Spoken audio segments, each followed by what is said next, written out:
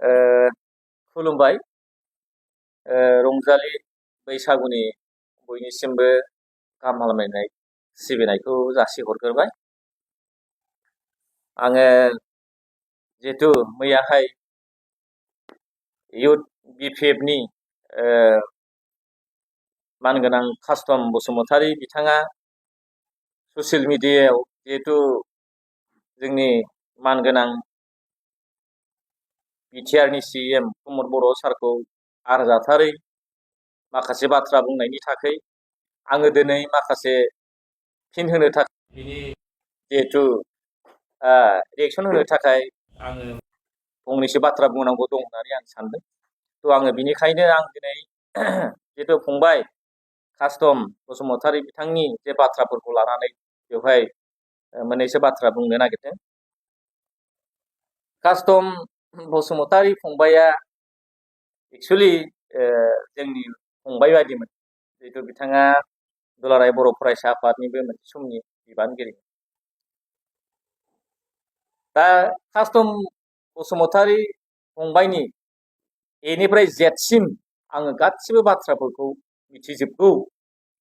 थेवबो आं किसुमान बाथ्राखौ मिडियानि गेजेरजों बाहाय बुंनांगौ होननानै आं साना, आरो बे खोथाफोरखौ मिडियायाव बुंनाया बारा थिग जानाय नङा होननानै आं सानो। दा जियानो जाथों, ससियेल मिडियायाव बिथाङा जिथु बाथ्राफोरखौ बुंबाय बले, दा दुलाराय बर' फरायसा आफादनिफ्राय बै समाव जिहेतु बिथाङा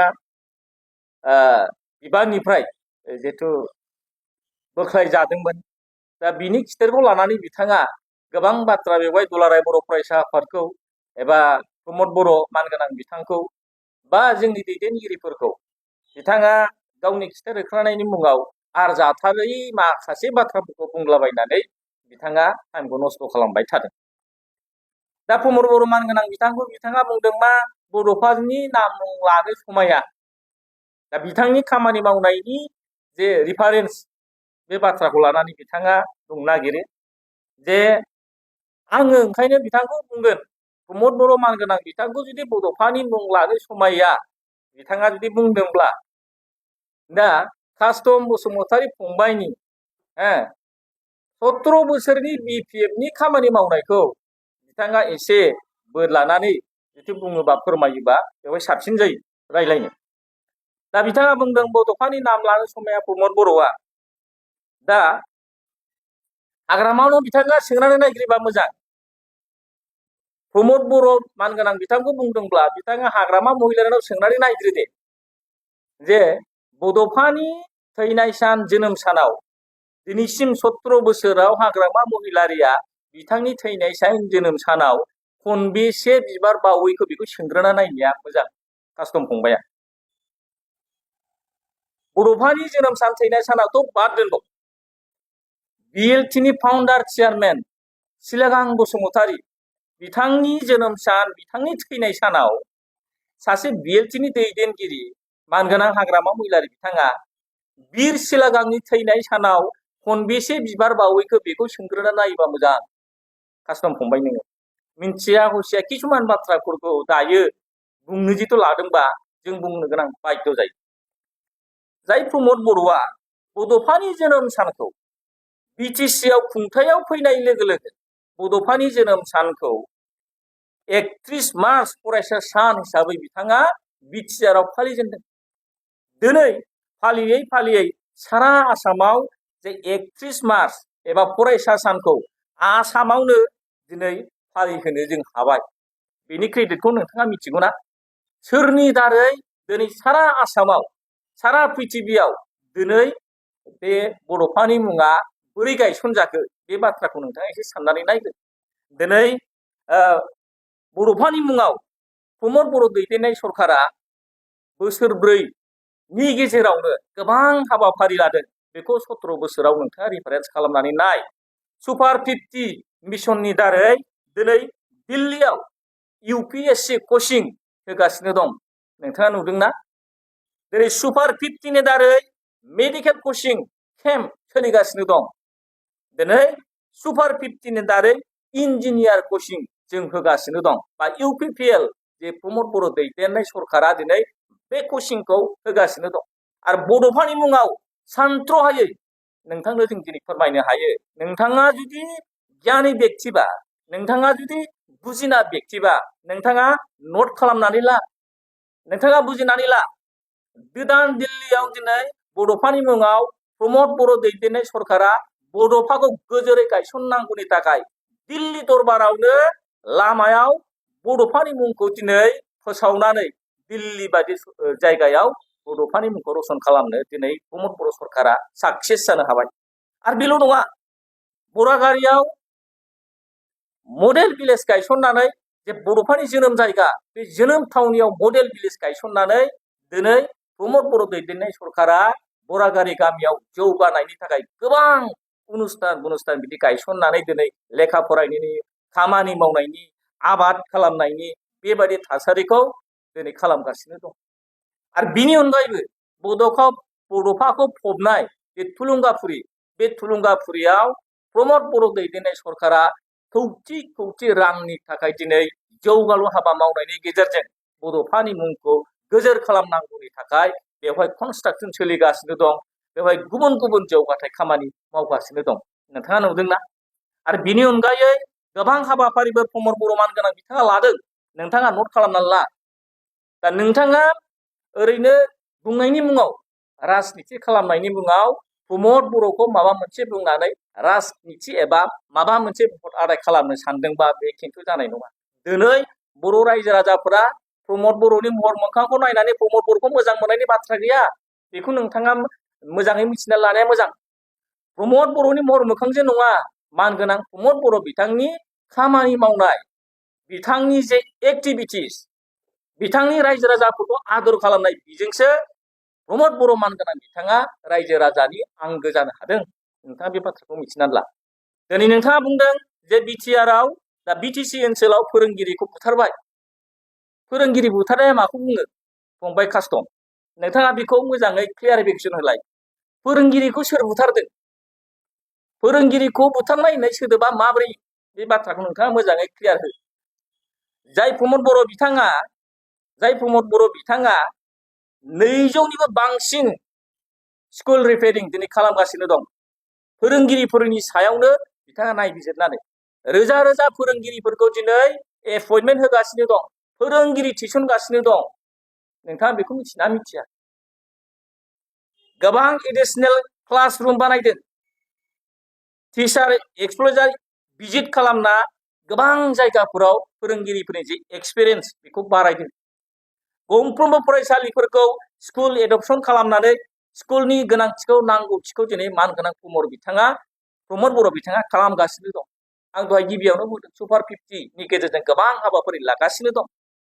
बिनि अनगायैबो गियान सोरां, आलारि सोरां, गुबुन गुबुन जे बिथिंनि गेजेरजों स्किमनि दारै जोंनि फरायसाफोरखौ, जोंनि सोलोंसाफोरखौ फरायनायाव, दावगानायाव, फरायसालियाव फोरोंगिरिफोरखौ बेबायदि हेल्प खालामनो थाखाय बिटिआर सरकारा, जोंनि प्रमद बर' सरकारा अनलि 4-5 बोसोरनि गेजेराव दिनै प्रमद बर' मानगोनां बिथाङा साक्सेस जादों।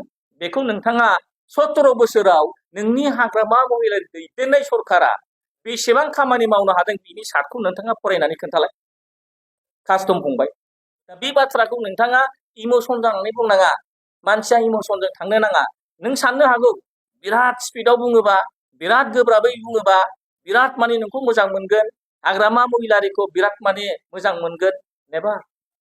आं बुंगोन 17 बोसोराव नों हाग्रामा महिलारि दैदेननाय बिफाया दिनै जौ जुवा, जोंनि लाइमोनफोरखौ बेबायदि एन्टि ससियेल एक्टिभिटिसनि गेजेरै जौ लोंनाय, जुवा गेलेनाय, तास गेलेनाय, मेलायाव बाहायनानै 17 बोसोराव बर' लाइमोनफोरखौ दिनै हाग्रामा महिलारिया धंस खालामदों, फोजोबस्रांदों। जोंनि लाइमोनखौल' नङा, जोंनि ससाइटिखौनो, बर' जाथिखौनो मोनसे धंस खालामनो थांगासिनो दंमोन। बेखौ प्रमद बर' मानगोनां बिथाङा रक्षना बेक्षना होनानै दिनै जोंनि बिटिआर सरकारा हमथानो हादों। आरो बिनि थाखाय दिनै क'क्राझाराव नलेज फेस्टिभेल जादों। नोंथाङा मिथिगौना मिथिया? नलेज फेस्टिभेल जादों। दिनै लिटारेरि फेस्टिभेल जादों। गोजान गोजान जायगानिफ्राय, देश बिदेशनिफ्राय, श्रीलंकानिफ्राय, जापाननिफ्राय, गोबां बिदेशिनिफ्राय मोजां मोजां थुनलाइगिरि, मोजां मोजां खन्थाइगिरि, मोजां मोजां लिटारेसारनि मानसिफ्रा क'क्राझाराव फैनानै दिनै क'क्राझारनि परिस्थितिखौ दिनै बिथांमोना बाख्नायलांदों। बे जों क्रेडिट लानाय बाथ्रा नङा। नोंथाङा खोन्था 17 बोसोराव हाग्रामा महिलारि दैदेननाय सरकारा मालाबा बे खामानिखौ मावफेरदोंमोन ना? मावाखै। नोंथाङा मोजाङै साननानै नाय। बाथ्राया सालाय दं होननानै बुंबानो जाया। 17 बोसोराव हाग्रामा महिलारि दैदेननाय सरकाराव मोजां मोजां फोरोंगिरि बुथारजादों। मोजां मोजां जोंनि बिजनेसमेनफोर गोमादों, लांखारदों, रां दाबिदों। बिराद गाज्रि गाज्रि खामानिया बिथांनि सरकाराव सोलिदों। बे बाथ्राखौ लानानै नोंथाङा रिफारेन्स खालामनानै बुंनो नाङा। आं बुंदों ओंखायनो प्रेक्टिकेल मावनायजोंसो नोंनि फोरमानखौ नोंथाङा देखायनांगोन। नों बुंब्लानो जाया।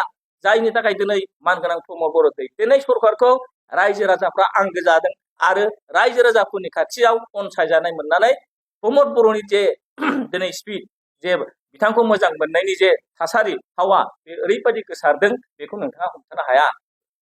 बिथांमोना दिनै दुरान्ड कापनि जे गोहोम, बे गोहोमाव थानानै गोबां जोंनि गेलेनायखौ जोङो दावगालांगासिनो दं, बारायगासिनो दं। नोंथाङा मिथिगौना क'क्राझाराव IPL जागासिनो दङ, ISPL जागासिनो दङ। क'क्राझाराव ISPL नि दारै जोंनि लाइमोन गेलेगिरि बिथांमोना गेलेनायनि जे आदब, गेलेनाय जे टेकनिक, बेखौ बारायहोनांगौनि बिनि दिनै जोंनि लाइमोनफोरा बेखौ खालामगासिनो दं। बेबो मानगोनां प्रमद बर' दैदेननाय सरकाराव। नोंथाङा मिथिगौना ग्रिन मिशन बिथाङा गायसननानै, मानगोनां प्रमद बर' बिथाङा लाइमोनफोरखौ ज' खालामनानै ग्रिन मिशननि दारै बिफां गायनाय हाबाफारि बानायगासिनो दं। नोंथांनि लिस्टआव गैयाबा नोंथाङा नट खालामनानै ला। ग्रिन मिशननि दारै बिफां गायदों, आबाद खालामदों, बोरमा, अमा, दाउ फिसिनाय, मैखुन बानायनाय, गोबां आइटेम। जोंनि लाइमोनफोरा दिनै मोनसे मिसगाइड जानानै बेलेग लामाजों थांनो नागिरनायखौ मानगोनां प्रमद बर' बिथाङा हमथानानै बे ग्रिन मिशननि दारै गोबां हाबाफारि लादों। दिनै साफा लाइमोनफोरा गाव गावनि लाइफआव गायसननायनि जे मोनसे थागिदा, बेखौ दिनै गायसननानै लानो हादों। नोंथाङा मिथिगौना? नोंथाङा 9 सिडुलनि बाथ्राखौ मिथिया हसिया बुंनो नाङा। 90 सिडुलाव गायसनजादों, बेखौ हाग्रामा महिलारिया लाबोदों, नोंथाङा बुंनो नागिरदों। येस, जों बुङा हाग्रामा महिलारि मानगोनां बिथाङा क्रेडिट गैया होननानै जों बेखौ बुंनो नागिराखै। येस, नंगौ, हाग्रामा महिलारिनि दिनाव BTR एकर्ड जादों, BTC एकर्ड जादों, राइट। हाग्रामा महिलारि बिथाङाबो मावदों। नाथाय नोंथाङा मिथिना मिथिया जे बर' रावनि थाखाय गोबां बोसोर बर' थुनलाइ आफाद, एबसु, बर' रायजो राजाफोरनि मोनसे दाबि, बर' रावनि थाखाय 90 सिडुलाव, भारतनि 90 सिडुलाव बेखौ थिसननांगौ बर' रावखौ। बे बाथ्राया जोंनि गोबां बोसोरनि मोनसे डिमान्ड, बर' रायजो राजाफोरनि, बर' साहित्य सभानि, एबसुनि। दिनै BTC एकर्डनि दारै बे जिनिसा एकर्डनि दारै फैफादों। थिगैनो दं, हाग्रामा महिलारि दैदेननाय BTC जे एकर्डआव बे गोरोन्थियाव जानानै फैबाय। नोंथाङा बेखौबो सिमा जानांगोन। नोंथाङा मिथिना मिथिया जे 2020 नि जे 27 फेब्रुवारियाव BTR एकर्डनि दारै बर' रावा आसाम स्टेटनि जे अफिसियेल एस'सिएट लेंगुवेज जाबाय बर' रावा। दा बेबो जे BTR एकर्डनि मोनसे खामानि, जाय BTR एकर्डनि मोनसे क्रेडिट, आरो बेबो मानगोनां प्रमद बर' दैदेननाय जितु सरकार, बे सरकारनि नाजानायाव दिनै बर' रावा जे आसामनि मोनसे अफिसियेल एस'सिएट लेंगुवेज जाबाय। नोंथाङा बे बाथ्राखौ मानो मिथिना मिथिया? नोंथाङा मिथियाबा बेखौ नट खालामनानै ला। गोबां बाथ्रा बुंदों नोंथाङा। दा सुजित नार्जारिनि बाथ्राखौ आङो बुंफिनबावनो लुगैदों। सुजित नार्जारिखौ सरकार जोबनोसैखाय गोसोखांदों, प्रमद बर'आ ओरै खालामदों होननाय बाथ्राया, खिन्थु बेखौ हाग्रामा महिलारि दैदेननाय सरकार बा BPF सरकारनि बै समनि बाथ्राखौसो जोङो गोसोखांफिननो गोनां जायो। प्रमद बर'आ जुदि दिनै जेबो मावाखैब्ला 17 बोसोराव नोंथांनि BPF सरकारा मा मावनानै थाखो? सुजित नार्जारिनि थाखाय नोंथाङा मा मावखो बेखौ खोन्थागोर नोंथाङा। आं बिनिफ्रायनो बुजियो जे फंबाय कास्टमा जे 1 निफ्राय 100 सिम साननो रोङा, बे बाथ्रायासो बाय फोरमान जादों। गुबुन बाथ्रा नङा। नोंथाङा नोंथांनि केरेक्टारखौ, नोंथांनि आखल आखुखौ सोब बुंथिनानै लागासिनो दं। बे बाथ्राखौ मोजाङै थाल लानाया मोजां। बिराद स्पिडआव बुंबानो जे नों बुंनाया राइट, बे बाथ्राया मालाबाबो जानाया।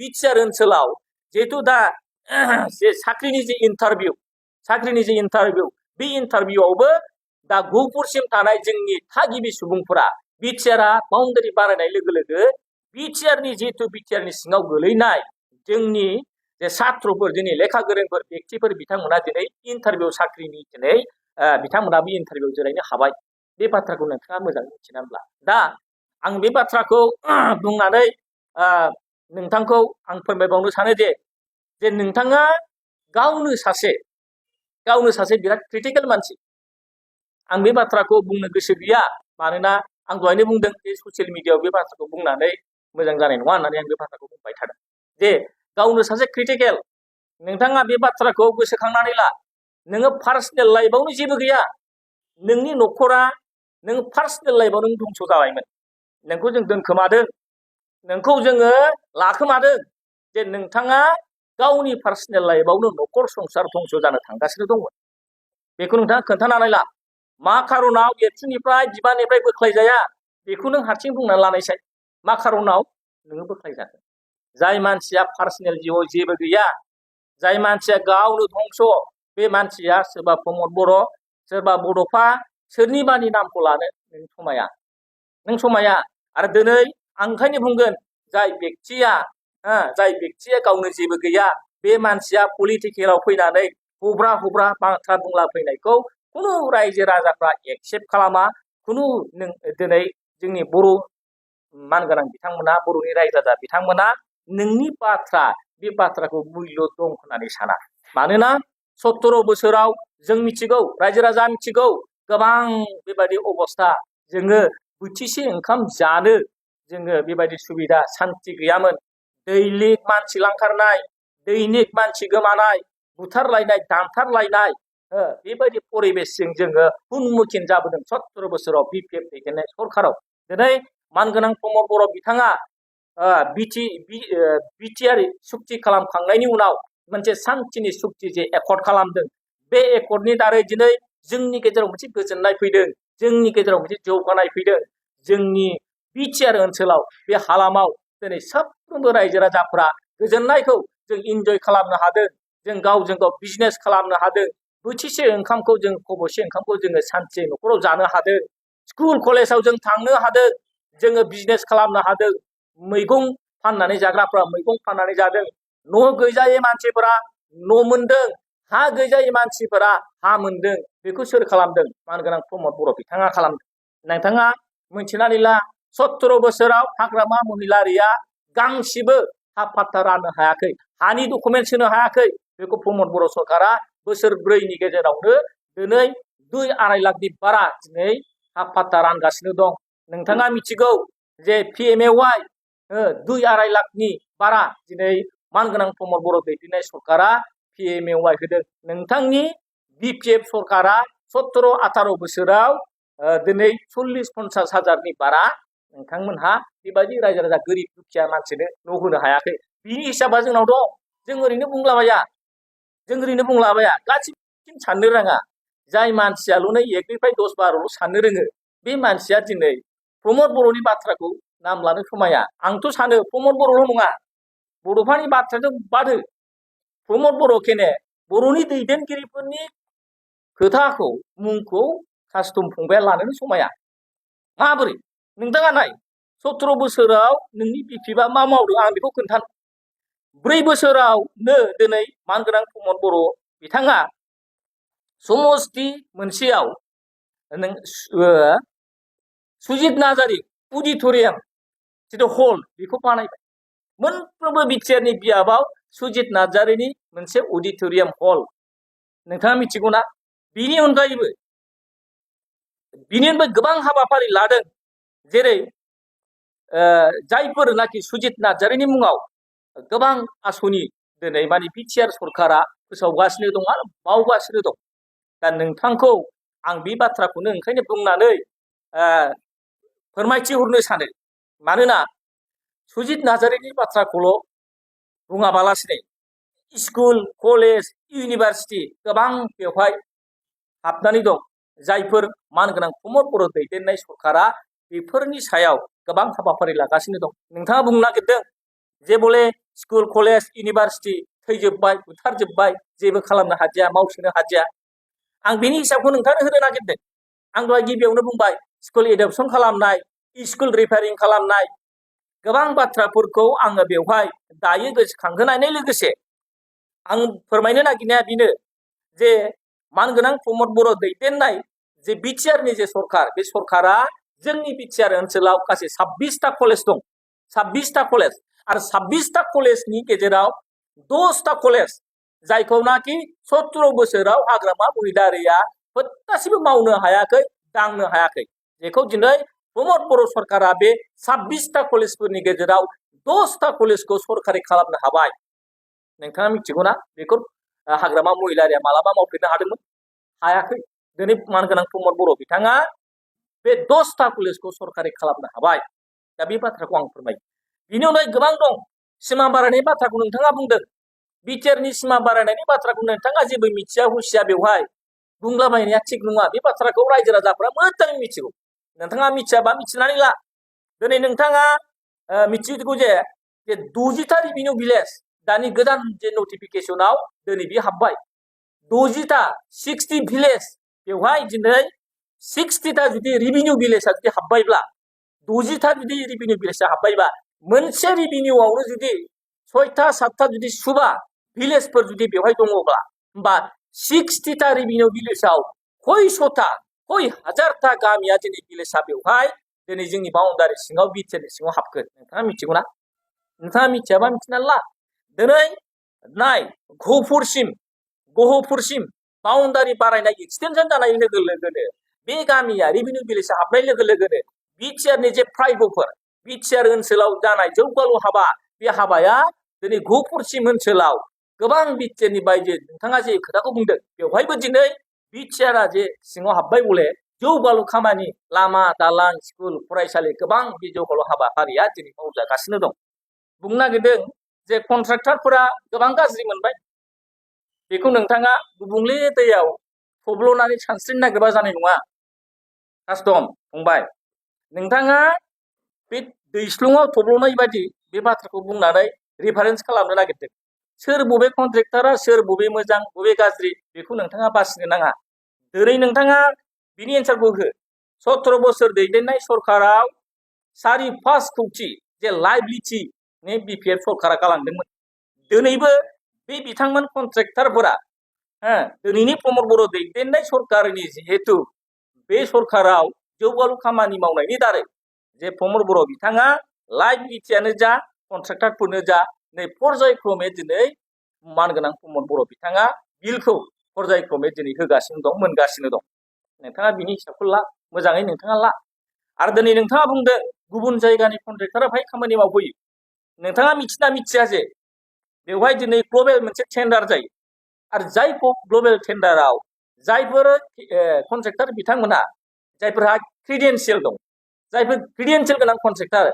बिथांमोना बे ग्लबेल टेन्डाराव कन्ट्रेक्टरफ्रा खामानि मावनो मोनगासिनो दं आरो बेखौ रावबो हमथानो हाया दा बेवहाय खामानि मावनायनि बेलायाव नोंथाङा बेखौ लानानै राजनिति खालामनो नाङा बेखौ नोंथाङा जेरै मिथिगौ जोंबो मिथिगौ आरो रायजो राजाफोरा मिथिगौ दा नोंथाङा गोबां बाथ्रा बुंदों जे लाइमोनफ्रा प्रमद बर' मानगोनां बिथांखौ गाज्रि मोनबाय सोंखारिबाय नानानथा बाथ्राफोरखौ लानानै नोंथाङा गोबां बाथ्रा बुंनो नागिरदों आं बुंगोन दिनै मानगोनां प्रमद बर' बिथांखौ दिनै जों बाख्नायनांगोन लाइमोनफोरनि थाखाय दिनै प्रमद बर' मानगोनां बिथाङा गोबां हाबाफारि लादों जेरैहाय नोंथाङा नाय बिर सिलागां स्टेडियाम आं दहाय गिबियावनो बुंदों जोंनि बिएलटिनि फाउन्डार चेयारमेन मानगोनां बिर सिलागां बसुमतारी बिथांखौ मानगोनां प्रमद बर' बिथाङा दिनै स्वीकृति होदों लाइमोनफोरनि मुङाव मोनफ्रोमबो समस्ति खुनु बिटिसिनि मोनसेबो बियाबा दिनै बाद थालाङाखै मोनफ्रोमबो बिटिसि बियाबनि कन्स्टिटिउएन्सिफोराव बिर सिलागांनि मुङाव कौटि थाखाजों बिथाङा दिनै माने स्पर्ट्सनि स्टेडियाम बिर सिलागांनि मुङाव स्टेडियाम बिथाङा बानायगासिनो दं नोंथाङा नुदोंना नोंथाङा नुवाखैबा मोजाङै बिनि सायाव तदन्त खालामनानै नाय दिनै स्पर्ट्स जायफोर लाइमोन गेलेगिरिफोरनो थाखाय प्रत्येक डिस्ट्रिक्टआव 100 जन करिया दिनै स्कलारशिप होदों नोंथाङा नुदोंना प्रमद बर'नि दैदेननाय सरकाराव बे जागासिनो दं नोंथाङा खोन्था 17 बोसोराव हाग्रामा महिलारि सरकार दैदेननाय सरकारा लाइमोनफोरनि मुङाव माबा बिमुं दोननानै बेबायदि जोंनि जिहेथु लाइमोन गेलेगिरिफोरनि मुङाव माबा मोनसे आसुरि लादोंना नोंथाङा खोन्थानानै हो रायजो राजाफोरनो। दिनै स्पर्ट्स आइटेमनि बेलायाव गोबां दिनै मानगोनां प्रमद बर' बिथाङा फुटबल राननानै होदों क्लाबाव, मोनसेबो क्लाब थालाङाखै। क्रिकेट गेलेग्रा क्रिकेटनि आइटेमफोर बिथाङा राननानै होदों, भलिबलनि आइटेमफोर राननानै होदों, बिथाङा हकिनि आइटेमफोर राननानै गोबां जोङो बुंथ'नो हायै मानगोनां प्रमद बर' बिथाङा बेबायदि आसनि लानानै दिनै लाइमोनफोरखौ खामानि मावहोगासिनो दं। नोंथाङा मोजाङै तदन्त खालामनानै नाय। नलेज फेस्टिभेल खालामदों, आं दहायनो गिबियाव बुंखांबाय। लाइमोनफोरनि थाखाय दिनै क'क्राझाराव दिनै जों मोनसे क्रेडिट, दिनै क'क्राझाराव दुरान्ड काप जादों। लाइमोन गेलेगिरिफोरनि थाखाय बियो मोनसे क्रेडिट। जों खावलायो नोंथाङा जोंनि मानगोनां प्रमद बर' बिथां, प्रमद बर' दैदेननाय बिटिआरनि CM मानगोनां बिथाङा दिनै जिबायदि लेभेलजों थांगासिनो दं, जे जों रुटजों जों थांगासिनो दं, बर' रायजो राजाफोरनि जौगानाय, गोजोन खौसेथि, हाजार हाजार लाख लाख मानसिफोरनि अनसायनाय मोननानै दिनै मानगोनां प्रमद बर'आ मोनसे मोजां जे सरकार, बे सरकारखौ खुंगासिनो दं। बेवहाय नोंहा बुंनायनि जेबो हाद गैया, मानोना नोंथाङा गाव हारसिङैनो बिथिक्रम जानानै जोबस्रांनाय मानसि। दा नों बायदि सासे मानसिया मानगोनां प्रमद बर' दैदेननाय सरकार एबा पार्सनेल प्रमद बर' मानगोनां बिथांखौ बुंलाबायनाय, अश्लील भाषाजों बिथांखौ अपमान होनो नागिरनाय आरिनाय, राजनिथि आदाय खालामनाय, बे जेबो मिन खालामा। बरंस नोंथाङा मानगोनां प्रमद बर' बिथांखौ बिदि बुंबाय थानायनि गेजेरजों नोंथाङा गाव हारसिङैनो नोंनि मान सन्मान जाखिनि बासिनानै दंमोन, जा एसे मान सन्मान दंमोन, बेखौबो नोङो डेस्ट्रय खालामनानै नों फोजोबस्रांनानै लानो थांगासिनो दं।